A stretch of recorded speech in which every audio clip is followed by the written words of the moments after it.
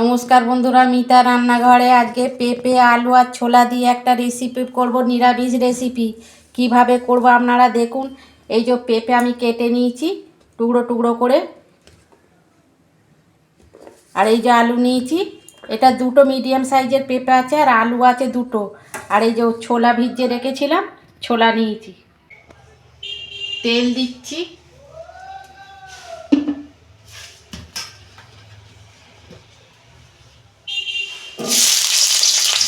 আলু আর পেঁপেটা আমি 2 মিনিট ভেজে নেব।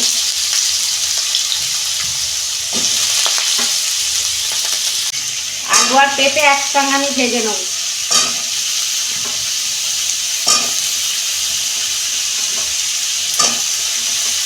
এই যে বন্ধুরা, এইরকম আমি পেঁপে দুটো নিয়েছি।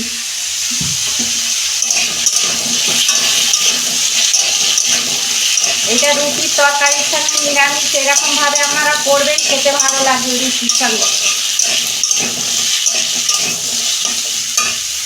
পেঁপে আলুটা তখন ভাজা হোক, তখন আমি একটা মশলা করে নিই। একটা কাঁচা লঙ্কা, 2 টুকরো আদা, জিরে গুঁড়ো 1 চামচ, ধনে গুঁড়ো 1 চামচ, এটা আমি পেস্ট করে নেব। এই যে পেঁপে আলুটা আমি ভেজে নিয়েছি, আমি ঢেলে ফেলছি। ওই কড়াতেই আমি তেল দিচ্ছি, একটা তেজপাতা ফোড়নে দিচ্ছি, একটা শুকনো লঙ্কা,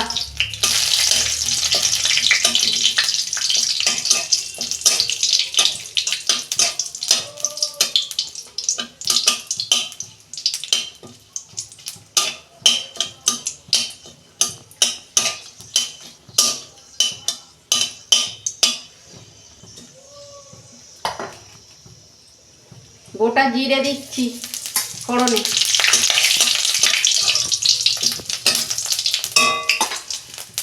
এই যে আদা কাঁচা লঙ্কা পেস্ট করে রেখেছিলাম দিয়ে দিচ্ছি,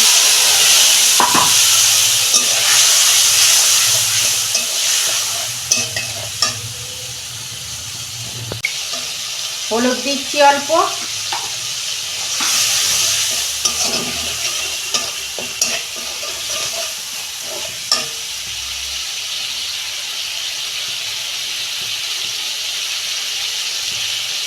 নুন দিচ্ছি পরিমাণ মতো। 2 মিনিট আমি মশলাটা কাঁচা গন্ধটা চলে যায় সেরকম আমি 2 মিনিট কষতে নেব।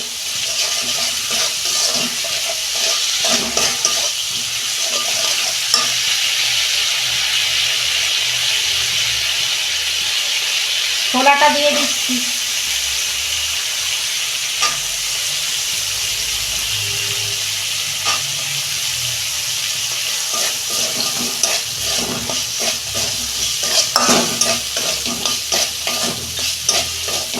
পেঁপে আলুটা দিয়ে দিচ্ছি,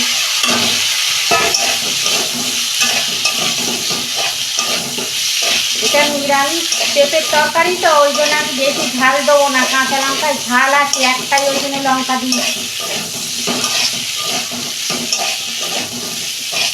2 মিনিট আমি কষতে জল দিয়ে দেবো। এই যে অল্প আমি চিনি দিচ্ছি, পেঁপের তরকারি তো, যে কোনো তরকারিতে একটু চিনি দিলে তরকারির স্বাদটা ভালো হয়।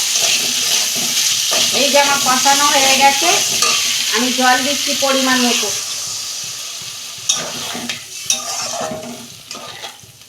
দিয়ে 5 মিনিট মতো ঢাকা দিচ্ছি। দেখুন বন্ধুরা, ঢাকনা আমি খুলছি,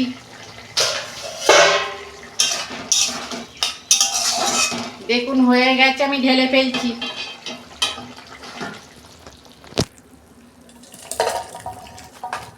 দেখুন বন্ধুরা, ছোলা আলু পেঁপের তরকারি কত সুন্দর হয়েছে। আপনারা এরকম করবেন আর কমেন্টে লিখবেন। আমার রান্নাটা যদি ভালো লাগে আমার পাশে থাকবেন, লাইক করবেন আর সাবস্ক্রাইব করবেন, আর প্রচুর প্রচুর শেয়ার করে দেবেন। এর আমি নিত্য নতুন রান্না আপনাদের পাশে তুলে ধরবো। সবাই ভালো থাকবেন, সুস্থ থাকবেন, দেখা হচ্ছে পরের ভিডিও। ধন্যবাদ।